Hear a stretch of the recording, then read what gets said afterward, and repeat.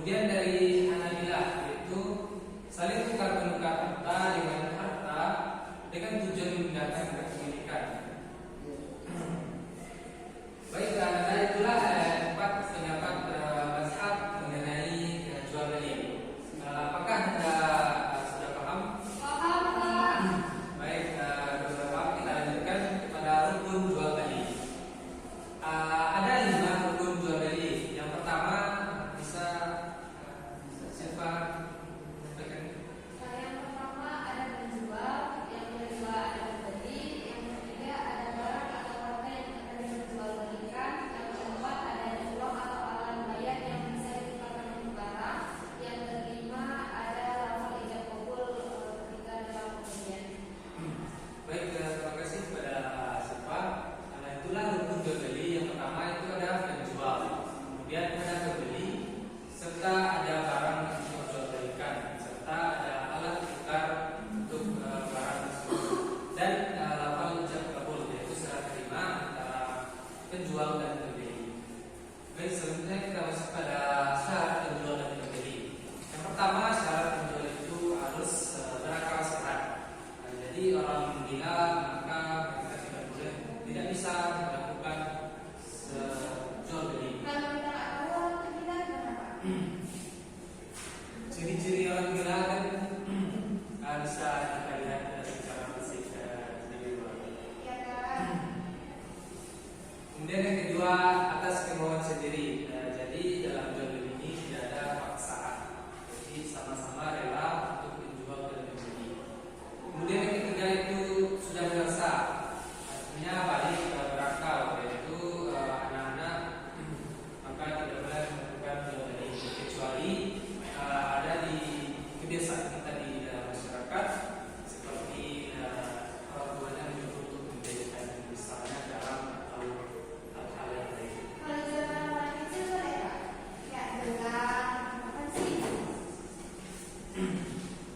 Itu sudah termasuk pada ada kebiasaan di masyarakat, jadi itu boleh.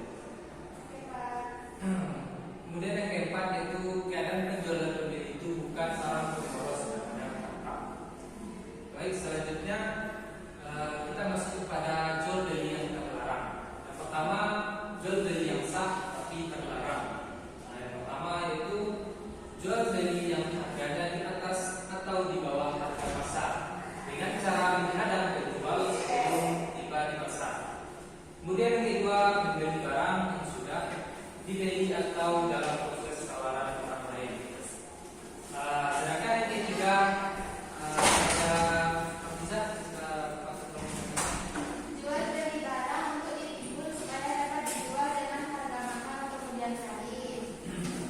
baik. Selanjutnya next, jual beli untuk alat maksiat. Di sini Allah berfirman dalam Quran surah Al-Maidah, dan janganlah kamu tolong-menolong dalam membuat dosa dan pelanggaran. Baik, yang kelima itu jual beli dengan cara menipu. Seperti yang diriwayatkan oleh Nabi Muhammad SAW dalam hadisnya, Nabi melarang memperjualbelikan barang yang mengandung tipuan.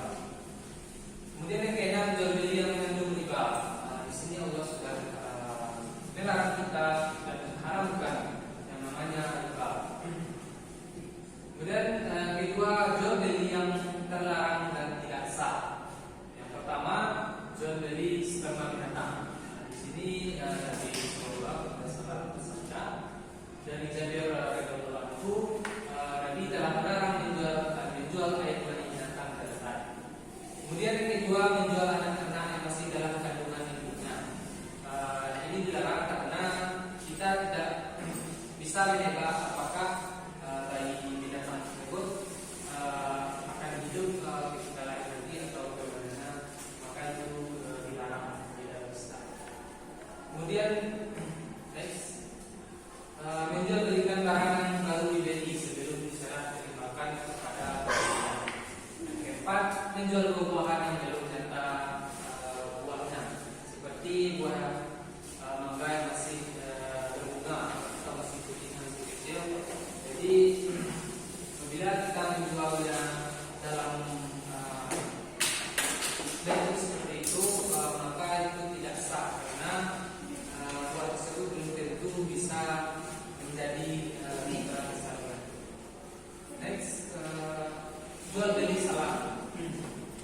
Jual beli salam adalah akad jual beli barang kerjasama di antara pembeli dengan penjual, di mana pembayarannya dilakukan setelah barang tersebut sampai.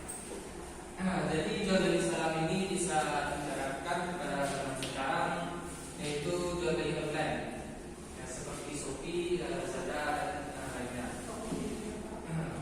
Ya, itu tidak termasuk. Apakah Anda semuanya sudah pernah melakukan jual beli online?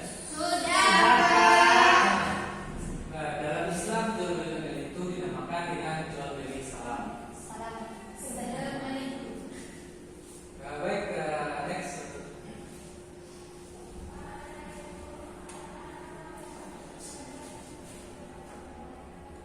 Kemudian rukun dari jual beli salam.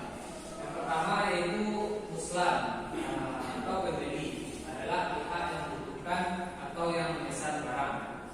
Kemudian yang kedua, apa yang kedua rukun dari jual beli salam?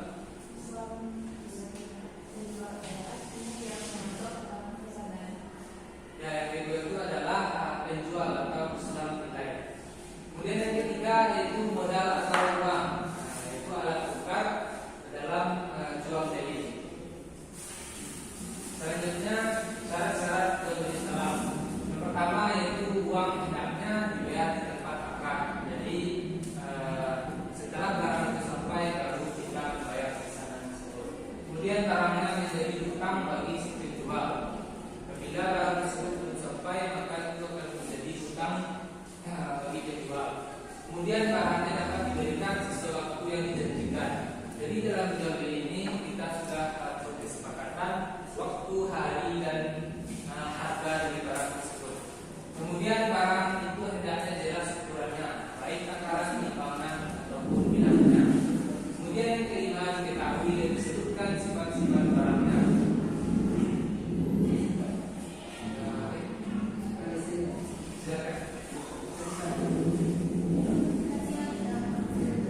Selanjutnya kita masuk kepada had. Had itu dari bahasa Arab, yaitu al-hajru, yang artinya jarak atau mencegah. Adapun secara istilah, had itu adalah menghalangi seseorang untuk melakukan sesuatu terhadap hartanya, baik sebagian ataupun secara keseluruhan. Di sini ada dasar hukum yang melarang orang tersebut tidak boleh menggunakan hartanya, yaitu dalam Quran surah An-Nisa ayat 5.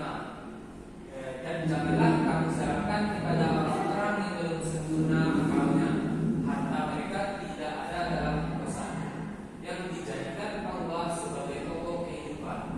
Kemudian berikan mereka belanja dan pakaian dari hasil harta itu, dan ucapkanlah kepada mereka kata-kata yang baik. Next.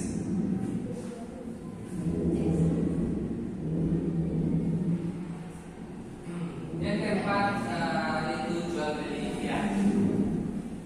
Di sini khiyar itu adalah memilih yang terbaik, atau dalam istilah memilih antara melangsungkan akad atau membatalkannya. Next.